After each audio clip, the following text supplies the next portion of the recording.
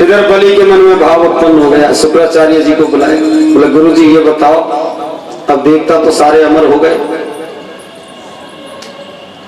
और राज सिंहासन को छीन सकते हैं मुझसे, तो ऐसा कोई काम बताइए ताकि भगवान रुष्ट नहीं हो और ये इंद्र सिंहासन बराबर से बना रहे। ऐसा कोई कार्य बताओ ताकि ये सिंहासन मेरे हाथ से नहीं छूटे। शुक्राचार्य जी ने कहा भगवान तो एक चीज से बहुत बड़े प्रसन्न रहते हैं, प्रजा की सेवा। कोई भी जीव दुखी नहीं रहना चाहिए, सबसे पहला कर्तव्य है।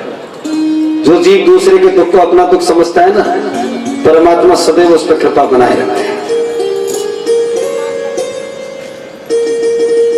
दूसरा, गौ और ब्राह्मण और संत की सेवा करना भगवान को बहुत प्रिय लगता है। और राजा बलि जब सिंहासन को बिल्कुल ही बस में करना है तो आपके दरवाजे पे ऐसा संकल्प ले लो, ऐसा संकल्प ले लो कि आपके दरवाजे पर कोई भी ब्राह्मण क्यों ना आ जाए, कैसा भी क्यों नहीं आ जाए, निराश होकर के नहीं जाना चाहिए। और जब आपने ऐसी प्रतिज्ञा ले ली तो भगवान कभी भी आपके सिंहासन को नहीं छीनेंगे। तो महाराज इसमें कौन सी बड़ी बात। आज राजा बलि दैत्य वंश का संकल्प करता हूं कि मेरे दरवाजे पर चाहे कोई भी क्यों ना आ जाए, तीनों लोकों में से वो निराश होकर के नहीं जाएगा। यह मेरा संकल्प। जैसा ही संकल्प लिया महाराज, अब तो इंद्र घबरा गए, सारे देवता घबरा गए कि अब इंद्र सिंहासन हमें नहीं मिल सकता।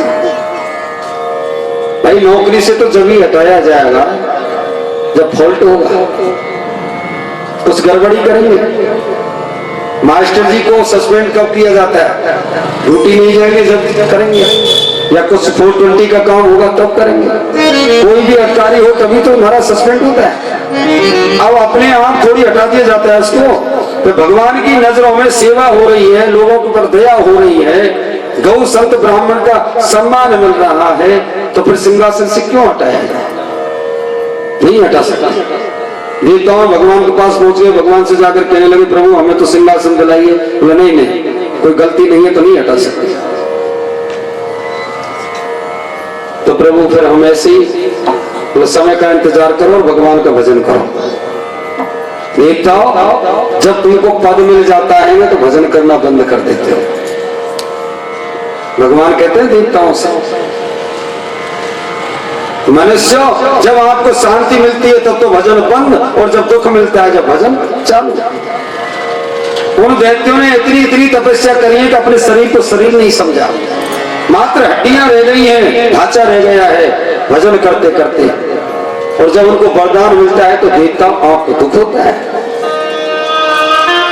आप अपनी पूजा में सीमित हैं और उनकी पूजा का सीमा का कोई अंत नहीं है। अब तो कोई गलती होगी तभी जाकर के ये सब काम है। महाराज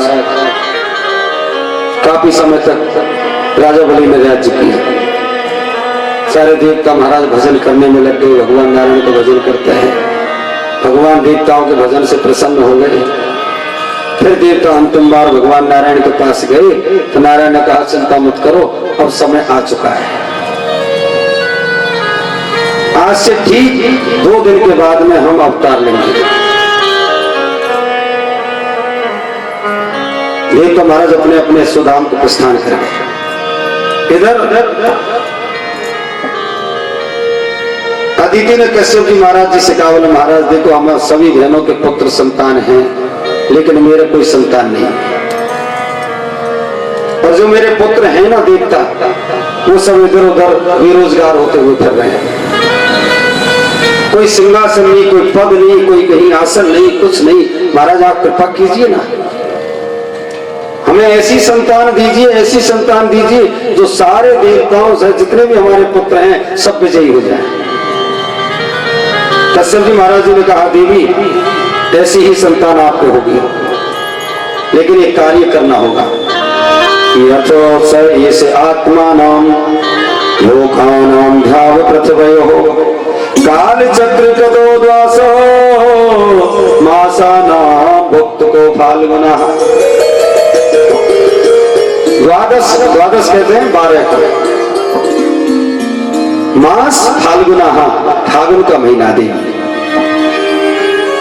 आपको मैं एक व्रत बताता हूं और अगर आप उस व्रत को पूर्णतः नियम संयम से धर्म परायण होकर के और उस व्रत को करोगी तो साक्षात नारायण जैसा आपके पुत्र होगा। बोले प्रभु मैं अवश्य उस व्रत को करूंगी, आप बताइए। फाल्गुन का महीना शुक्ल पक्ष प्रतिपदा से और द्वादशी, द्वादश कहते हैं 12, प्रतिपदा से और 12 तक पयोव्रत करो और भगवान गोपाल जी से लगन लगाए रखो, मेरे गोविंद का ध्यान रखो। यानी 1 गिलास दूध पी करके ही 24 घंटा में उस व्रत को किया जाता है। 12 दिन तक ये व्रत चलता है और गोपाल संतान मंत्र का जाप किया जाता है। ये भी आपके साक्षात नारायण जैसा पुत्र होगा। महाराज अदिति ने ऐसा ही किया। फाल्गुन का महीना प्रारंभ हुआ, प्रतिपदा पक्ष चालू हुई और द्वादशी तक महाराज इसी मंत्र का जाप करते रहे। देवकी सुत गोविंदा वासुदेव जगतपते देहि में तनियम कृष्णा तो हम चले। ओम क्लीं कृष्णाय गोविंदाय गोपी जन वल्लभाय स्वाहा। ओम क्लीं कृष्णाय गोविंदाय गोपी जन वल्लभाय स्वाहा।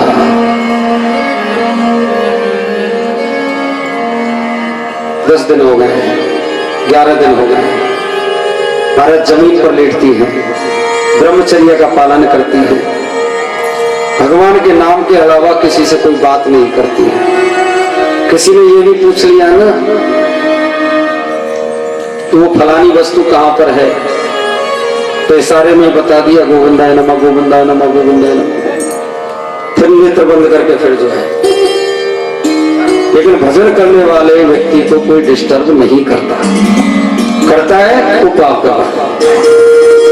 अब तो महाराज 12 दिन हो गए, 12 दिन जैसे पूर्ण हुए देवता आकाश मार्ग में आ गए हैं और 12वें दिन मेरे परमात्मा साक्षात नारायण 52 अंगों का रूप बना करके 52 बन करके और मेरे नारायण प्रकट हो गए। बोलो वामन भगवान की जय जय श्री राम। अभी कमंडल हाथ में, ब्रह्मा जी ने कमंडल दे दिया वामन भगवान को। अभी रुक गए, प्रेम से बोलो जय श्री राधे। छत्र हाथ में है और सब कुछ लेने के उपरांत में महाराज आसन लिया है, चरण पाद का लिया है और माता पिता को प्रणाम करके और महाराज भिक्षा मांगते हुए चले जा रहे हैं। कहाँ? बलि के दरवाजे पर। और बलि के दरवाजे पर जाकर के कहा भिक्षाम देहि राजन। जैसे राजा बलि ने सुना, द्वारपालों से कहा, द्वारपालो जाओ भिक्षा डाल दो, अन्न धन ले जाओ। अन्न धन लेकर के द्वारपाल चले गए हैं। लो महाराज ब्राह्मण देवता, ये लो भिक्षा। बोले द्वारपालो हम भिक्षा ऐसे नहीं लेते हैं। इस नगर का स्वामी कौन है? बोले महाराज बलि हैं, बस उन्हीं के हाथ से हम भिक्षा लेंगे। द्वारपाल ने जाकर के महाराज राजा बलि से कहा। राजा बलि ने सुना और वो दरवाजे की तरफ चलने लगे। इतने में शुक्राचार्य जी आ गए और शुक्राचार्य कहने लगे, राजा बलि इनको दान सोच समझ के करना और संकल्प मत लेना, इच्छा से दान देना, वो मांगे वो मत देना। बोले महाराज कभी तो आप कहते हैं कि दान देना चाहिए, कहाँ अब मना कर रहे हैं। आप कह रहे हैं कि अगर राज्य सुरक्षित चाहिए तो आपको कोई भी ब्राह्मण आ जाए निराश होकर के नहीं जाना चाहिए। प्रभु दान देने के बारे में आप मुझसे मना मत कीजिए। यानी कैसे किस प्रकार से कौन कृपा से तो मुझे दान देने की आदत लगी है और फिर इस आदत को आप रोक रहे हैं। प्रभु ऐसा मत कीजिए। तो शुक्राचार्य कहने लगे, राजा बलि हम आपके हित के लिए बता रहे हैं, हमारे हित के लिए नहीं बता रहे, आपके हित के लिए। बोले महाराज ऐसा हित भी नहीं चाहिए, जो संकल्प ले लिया वो ले, चाहे कुछ भी क्यों ना मांगे। सुखदेव जी कहने लगे, राजन शुक्राचार्य की बात नहीं मानी और चले गए हैं। ब्राह्मण देवता प्रणाम। आयुष्मान होगा तेरे बामन भगवान आशीर्वाद।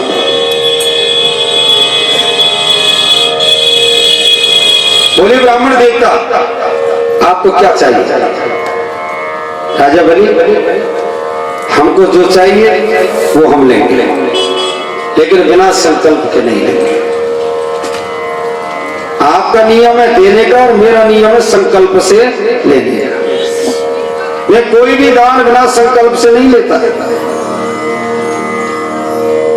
बोला बिना संकल्प मांग लीजिए बामन भगवान, क्या चाहिए आपको? जमीन चाहिए तो जमीन ले जाइए, धन चाहिए तो धन ले जाइए, आश्रम को कुछ स्थान कुछ सामग्रियां चाहिए तो वो ले जाइए, कपड़े चाहिए तो कपड़े ले जाइए, क्या चाहिए सोई आप ले जाइए, लेकिन बिना संकल्प ही आपकी इच्छाएं हम पूरी कर सकते हैं। और मान लीजिए अगर आपको ब्याह नहीं हुआ हो ना, तो सुंदर सी ब्राह्मण कन्या देख करके आपका विवाह करवा देता है, लेकिन आप मांगिए। मेरे बामन भगवान कह रहे हैं मुझे कुछ नहीं चाहिए, और जो चाहिए तो संकल्प से चाहिए। अंदर ले लिए मेरे बामन भगवान।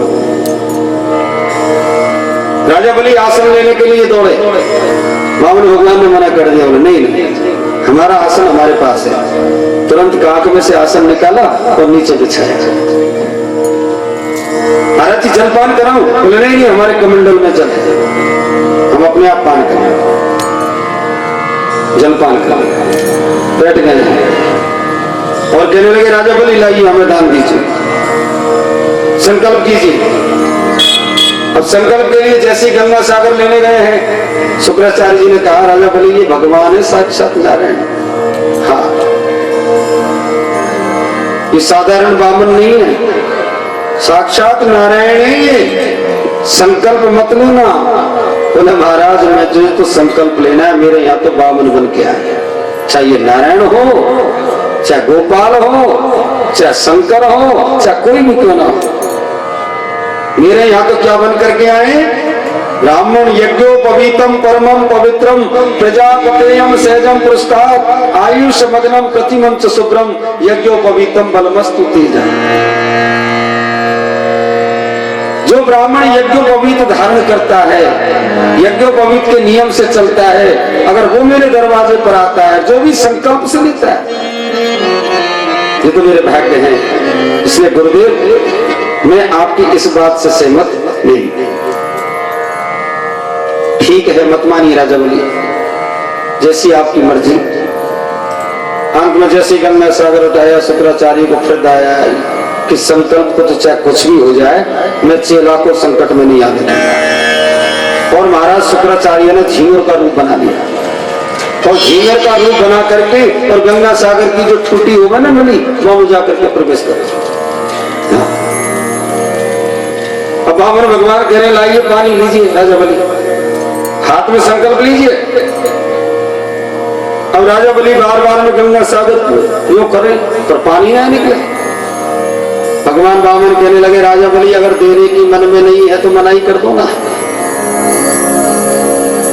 जिस गंगा सागर में पानी नहीं है उस गंगा सागर को लेकर के बोले महाराज ऐसा कुछ नहीं है, ब्राह्मण देवता पानी भर के लाया हूं, सब कुछ शायद अवरुद्ध हो गई है, कुछ आ गया है, साफ करके लाता हूं। बोले नहीं जाने की जरूरत नहीं है, बैठे। स्वयं मेरे नारायण ने अपने कुशा का जो आसन था, डाब का आसन में से एक डाब निकाली और राजा बलि के हाथ में दे दी, लो इससे साफ कर दो छुट्टी। और जैसी डाब ठूटी के अंदर दी, नलकी के अंदर प्रवेश की तो सीधी बाई आंख में चली गई। प्रेम से बोलो जय श्री। और एक आंख शुक्राचार्य जी की गायब हो गई। प्रेम से बोलो जय श्री। अब महाराज झटपटा करके बाहर निकले गंगा सागर से, मेरी फूट गई आंख बंद करके 9-2-11 हो गए शुक्राचार्य। और महल में जाकर के महाराज ऐसे पकड़ करके बैठे, क्या किया जाए, तुरंत पानी निकल गया। बलि ने हाथ में जल लिया। बामन भगवान बुलवा रहे, बोलिए मैं बलि दैत्यवंश कश्यप जी के पुत्र, दिति का पुत्र, फलानी तिथि, नाम बलि, अहम ब्राह्मण को, बामन भगवान को, त्रिपदम भूमि दत्वा।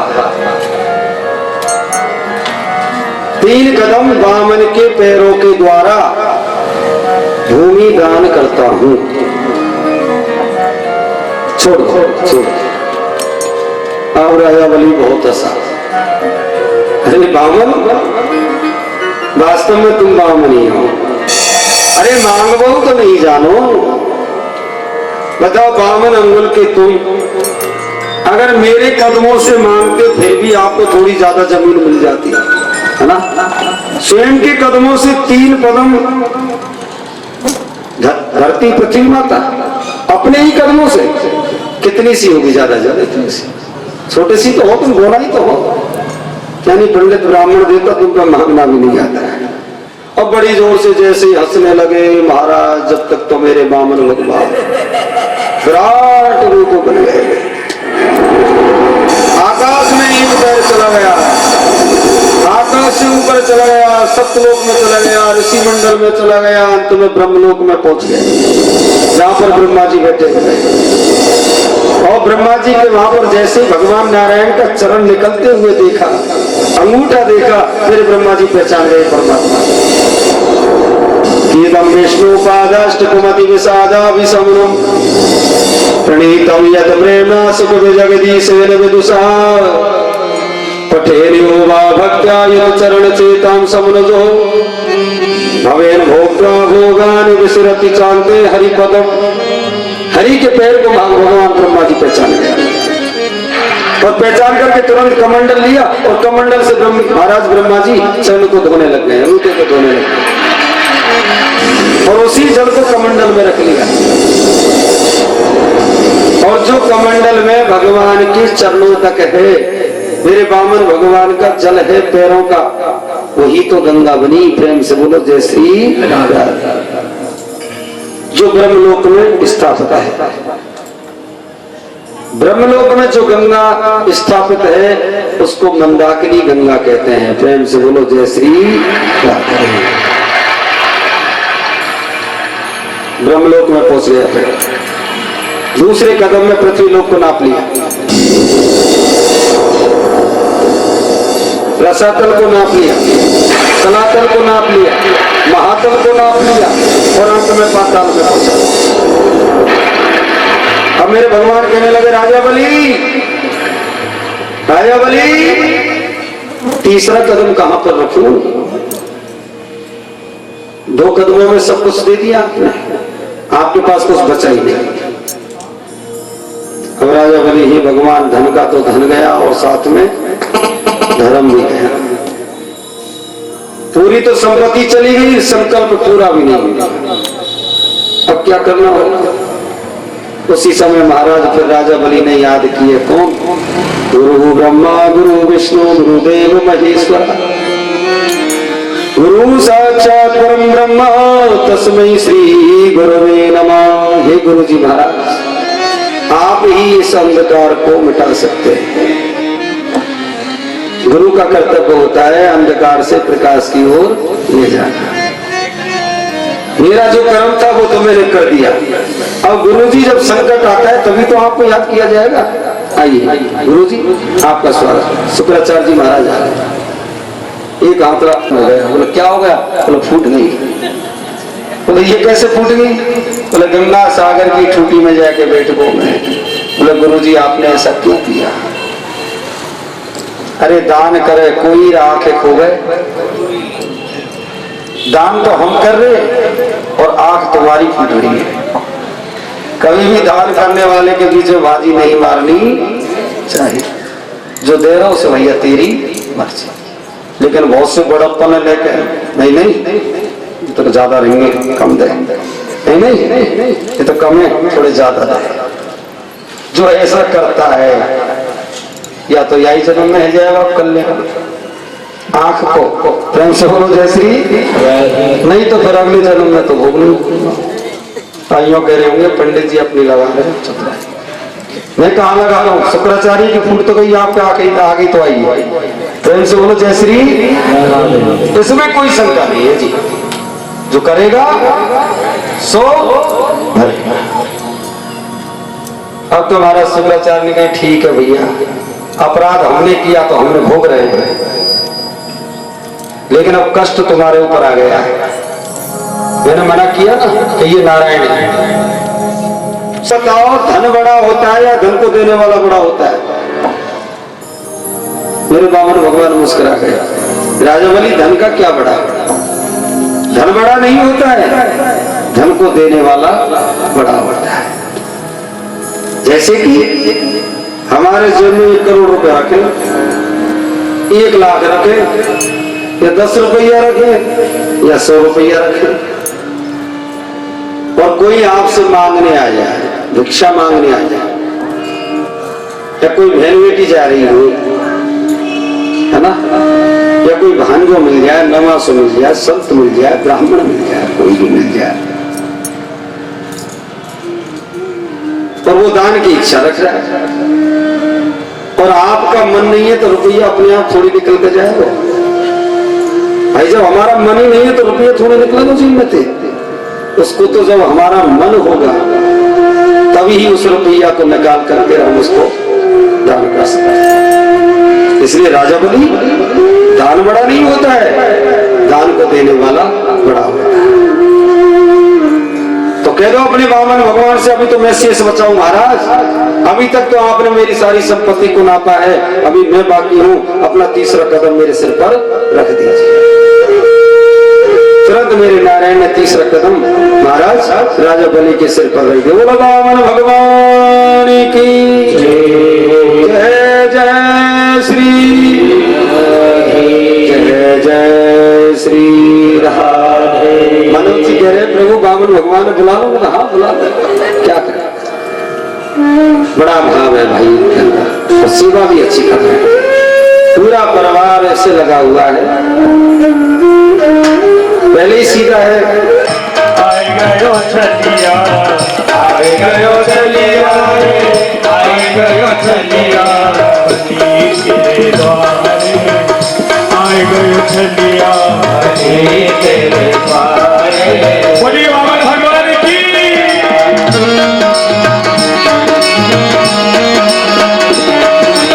आए गयो चलिया बलि तेरे द्वारे, वामन को तेने रूप बनायो, वामन को तेने रूप बनायो, छत्र कमंडल हाथ में लाए, छत्र कमंडल हाथ में लाए, तेरे द्वारे आए गयो चलिया बलि तेरे द्वारे, आए गयो चलिया। आप सब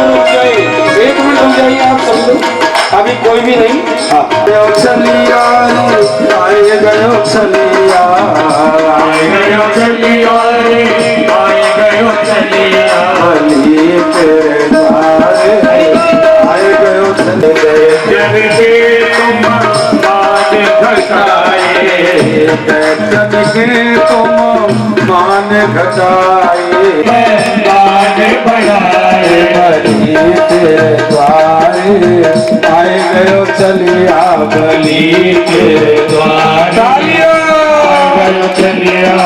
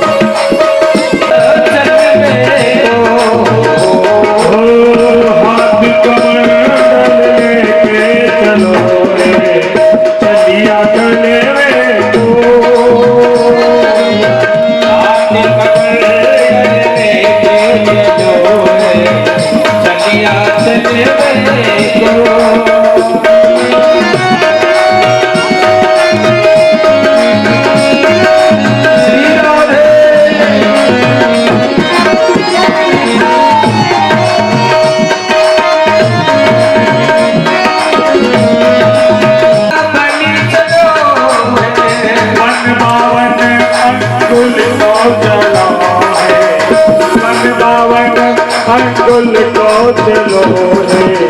चलिया चल चलिया चल चलिया चल वे को, हाथ कमंडल रे पैदलो है। चलिया चल वे को,